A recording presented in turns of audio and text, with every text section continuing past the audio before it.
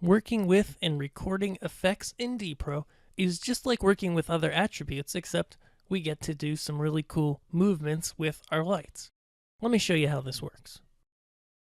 We'll first go ahead, open our programmer if it's not open already, select some lights. I'm going to work with these 6 backlight auras right here.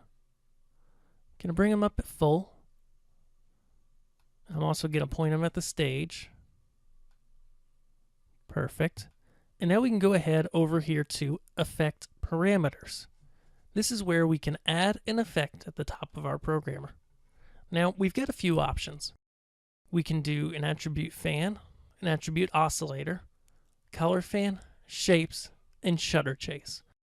I'm going to go into more detail into these in some future videos. Let's go ahead and do an attribute oscillator.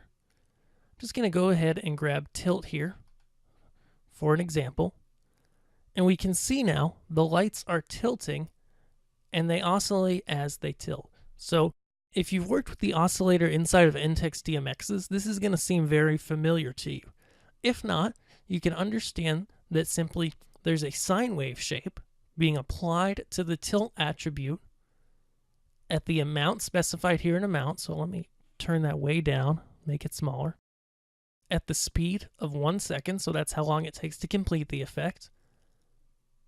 And then we can go ahead and set a spread. This is where the magic happens in the effects engine. You see, as we define a spread here, we can see both in our 2D view here and in our 3D visualizer that makes the lighting look really cool. Let's go ahead, for example, and now add another effect to our same fixtures. So we'll press Add Effect. Let's do a color fan.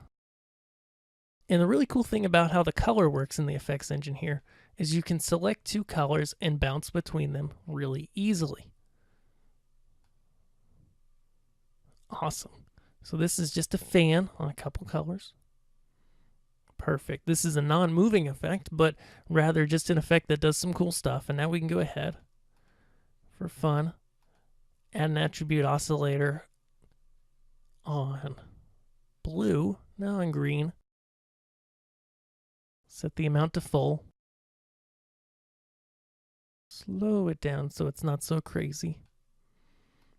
And set a spread on that.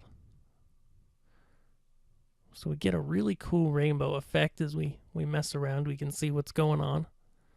I'm actually going to go back to the effect right here. I could just simply click on the line in the programmer of the attribute that I want to modify.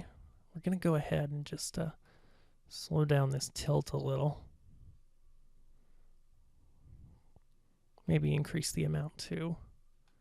So we get a really cool effect now. And then to save our effect, we simply just go ahead and press Save as Queue, just like before, or we can save it as a palette. I'd like to save that palette in a new folder called Effects, if that's what I'm going to do. But I'm going to call it Color Tilt Effects Test and save it. Perfect. Now that's saved in our queue directory. I'm going to reset my programmer, and then in our next video, we're going to go to the Show Control window and show you how to play back your show within that window. I hope you really enjoyed these basics of D-Pro videos that are here available on YouTube.